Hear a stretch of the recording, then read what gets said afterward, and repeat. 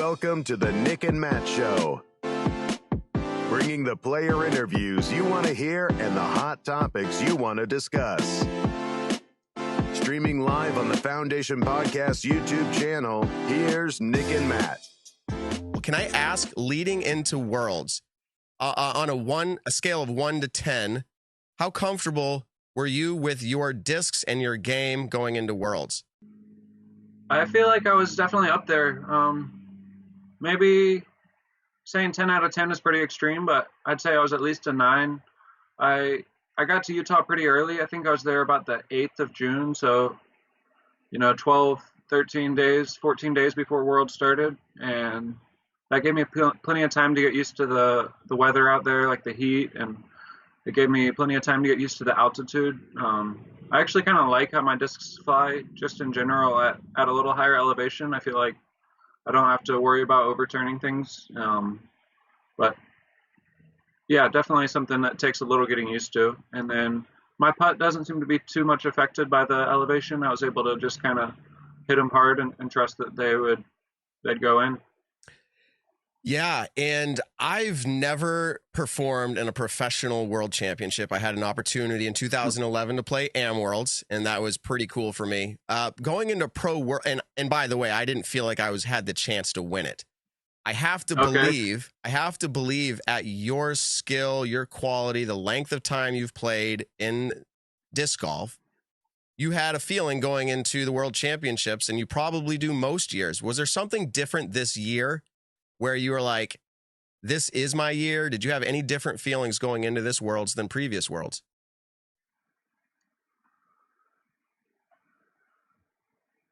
It's hard for me to remember. It'd been about 2 years since we actually played a Worlds, but I definitely felt confident. I was happy with where my game was. I've had some good performances through May and June, a couple that were a little bit off, but even my off tournaments or off rounds, it felt like I was pretty much doing everything right. I just wasn't maybe quite scoring as well as some of the people out there, just a little mistake here that cost me double or that kind of thing. So overall, my game was feeling great going in, and I feel like especially getting to Utah as early as I did, I felt comfortable with the environment. I felt really comfortable on the courses.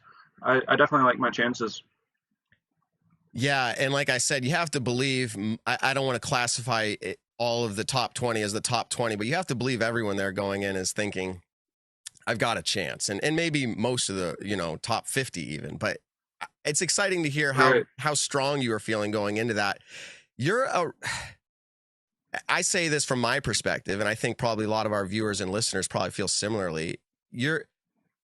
I'll say it, you're an interesting guy, and that is compelling to watch. Okay.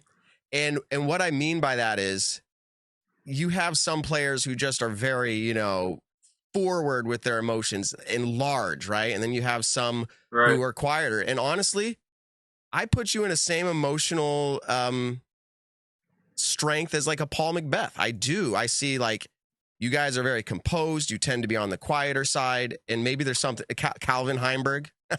We can put you, okay, yeah. You're in good company. You're in good company. And you were trading blow for blow throughout the whole final round. A lot of birdies going down. You're keeping up. You go into the last hole. You drive on 18. I'm just ramping it up here at the very end.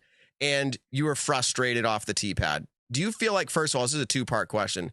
Do you feel like it takes luck to get through those trees off of hole 18's drive? And then generally, after your frustration with that drive, what were you saying to yourself? To answer the first part, I don't think that tee shot requires luck. I think my specific throw could have used some luck to get through. It didn't get through, but I missed the big gap on the hole.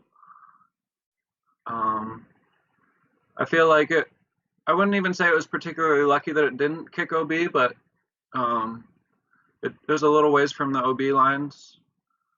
But yeah, luck is a weird expression in disc golf. There's constantly like things that could have gone a little bit differently this way or a little bit differently that way. And I think over the course of an entire event, especially one as long as Worlds, that it's mostly going to balance out. Like some people may have a luckier event or not, but you could throw a perfect tee shot on 18 and get an unlucky skip and go OB. You know, there's always a bit of give and take there. I appreciate what you're saying, that you feel I'm very like composed, or I don't let the emotions get the best of me on the course. I think everyone that plays disc golf definitely feels frustration at times, and I'm no different. I may not shout out loud, but I may mutter something to myself under my breath as I'm putting my disc away, or like I definitely feel like I get angry sometimes or frustrated, but I try to let those moments like maybe give myself 5 seconds to feel that way, and then try to push it away and try to focus more forward, not so much on what just happened or what went wrong or anything like that. And it's nice to hear that from an outside perspective. You know, you don't see some of these little mental battles that go on. I'm not sure if I quite got to the second part of that question. Oh, you're asking what I was frustrated about after my tee shot on 18? Yeah, obviously hitting a tree, but I think maybe there's something beyond that. I'm just curious if we can have insight to what that was.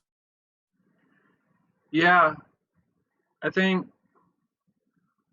I put really, really high expectations on myself at that point. So I was a bit disappointed that I did not execute the tee shot as well as I wanted. I have to try really, really hard to throw a shot, especially in a moment like that. And then part of that is like believing in yourself and expecting yourself to do it right. And then to not do it right hurts more. You know, if I was more nonchalant and just like, oh yeah, I'm going to try to do this, and I made a mistake, it wouldn't feel as bad. It wouldn't feel as frustrating. So to try as hard as you can on something and then make a mistake, I feel like is where that frustration is really rooted. But beyond that, I was definitely a bit frustrated about the tee pad on hole 18. There's a pretty large handful of the holes have tee pads that I was not crazy about, whether they're a bit elevated like on hole 18, and even the way that hole, the way the gap is shaped and the way the tee pad are shaped just don't quite work in my mind. Like if that was a flat tee pad, I think I would have started not only about like 10 feet farther away from the front, but I also would have started probably about 10 to 15 feet to the right of where I was forced to start. So I think I had a moment where I was feeling frustrated that my chances at a world's title may have come down to a tee pad that I wasn't crazy about, but I gave myself a few seconds to feel that way and then tried to forget about it and go see how my lie looked. Yeah, and there's something to be learned from our perspective watching you, and I hope people hearing this, newer players and those who are striving to become better, take a little bit, process it, and then move on from it, because that's all you can do. But tee pads, there was interesting conversations on that, but as you mentioned as well, just the general throwing your disc not the way you wanted it, and you have such a high expectation for yourself. Let's ramp through your approach shot. Do you feel like on your approach shot you threw it a little softer than you wanted to? This is all in hindsight. Did it come out of your hand? Did you say that's a perfect place where I wanted to put it? Or how'd you feel about your approach? Referring to my second shot? Yeah, sorry, not your approach, your pitch out, from near the water. Okay.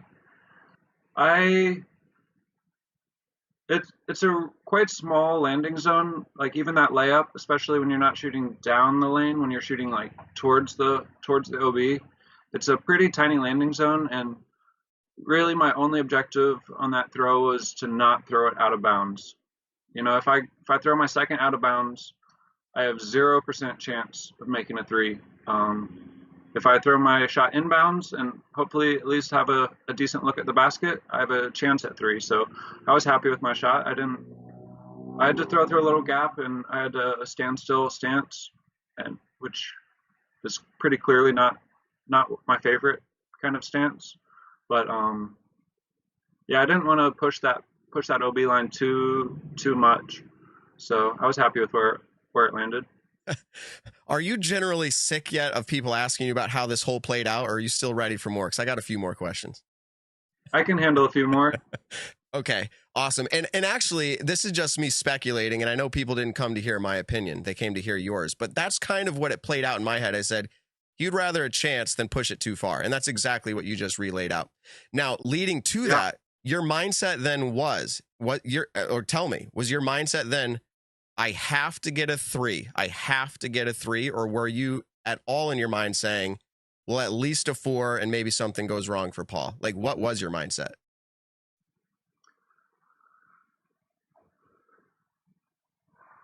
It's kind of hard to put it directly in words.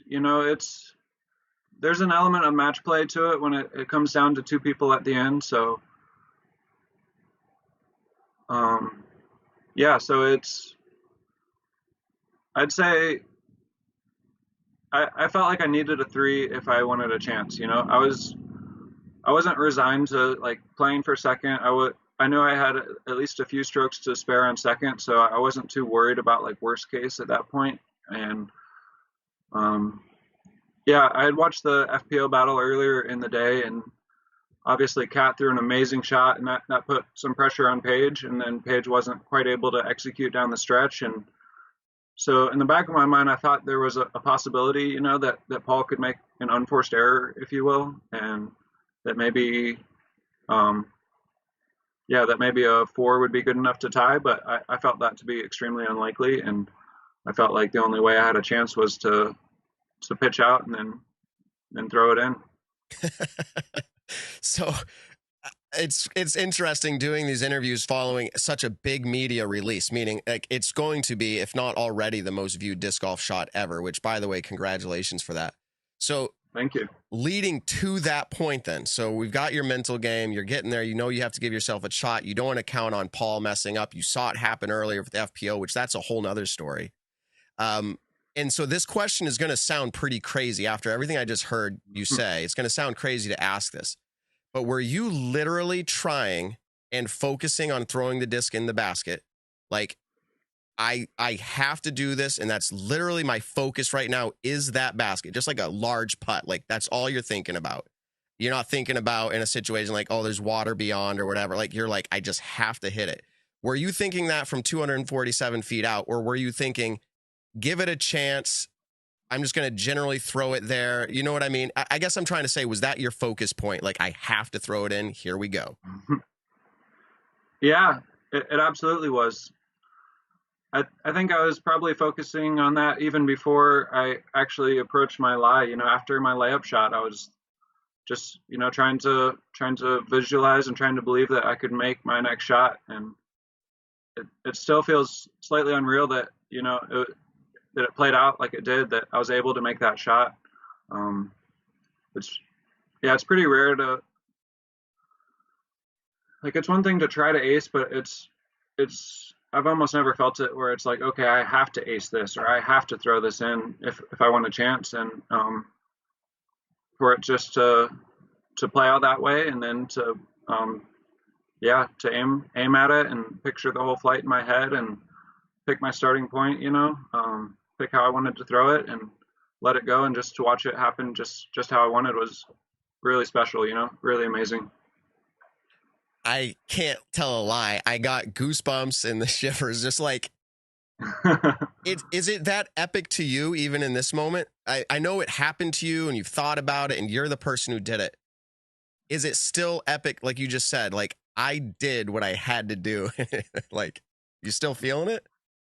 Yeah, definitely. It's an unusual feeling, it's not normal. It's like, yeah, it's hard to explain, but it feels really nice. It's it almost feels a little bit lucky, but like I said earlier, luck's a weird word. Like, it's not a high percentage shot, but for it to come down to that shot and for me to be able to make it, it's just amazing. Felt like it was just my day, Golf is funny like that. Yeah.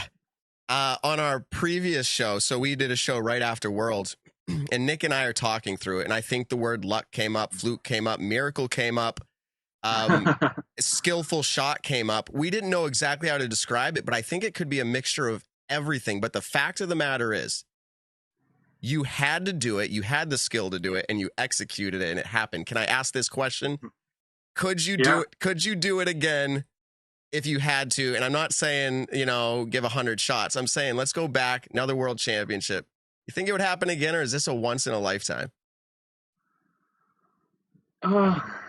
It's hard to say. I've tried to think about it in the terms of like, if I had a stack of envies and was standing in that spot, like how many could I make out of 20 or 50? And yeah, I feel like I could make one or a couple, maybe 1 out of 20 or 1 or 2 out of 50, but it's impossible to replicate, like, the outside of just me, just having that much focus on me and that many people like hoping that I could make that shot and being like, wow, he has to make this, and if anyone could do it, maybe James could, and those kind of things. Like, I feel like the energy from that many people watching and that many people's focus, like, could kind of add to my own focus in the moment. And so it's hard to say if that is possible to replicate. I think it's impossible to say. I don't think you can replicate it. There might be another shot, another time, another opportunity to do something special, but that moment, I think, is standalone by itself forever.